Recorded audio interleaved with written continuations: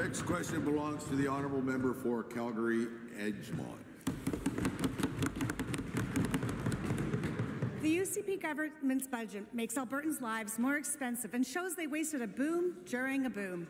For the last 7 years, this has been the case because the cost of living just keeps going up.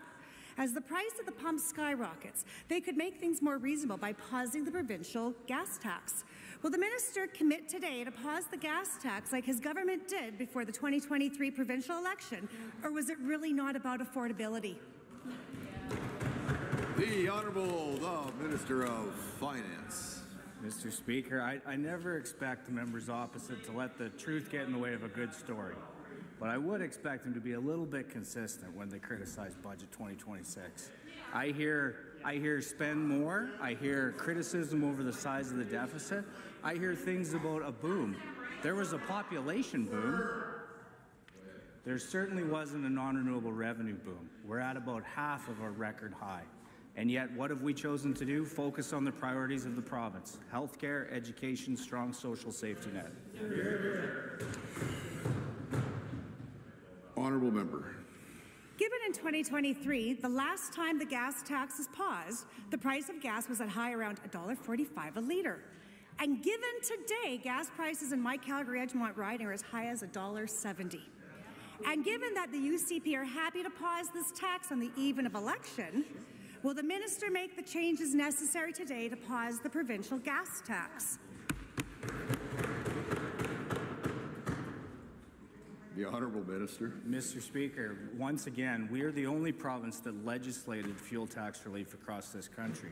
And we did that with the second lowest fuel tax in the country, very close to Manitoba. What we have said is that we know that when oil is high, fuel will be high. We also know that we will bring in more royalties as a province, and it is easier to give that relief to Albertans. The beauty of our system is, and these decisions have to be made on the quarter, is that once that decision was made, if we're in that position on July 1st, even if oil then dropped, the tax would remain off.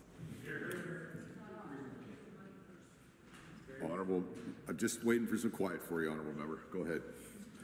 Given that it seems this government only cares about affordability measures for Albertans when an election is looming, given that Albertans need relief as they've seen the prices and they have to pay every time they feel to spike in a range of $1.60 to $1.77 a litre at the pump, given that the price of oil is at historic highs, it's consumers who bear the brunt of higher inflation and a bigger hit on the family budgets with these high prices in gas.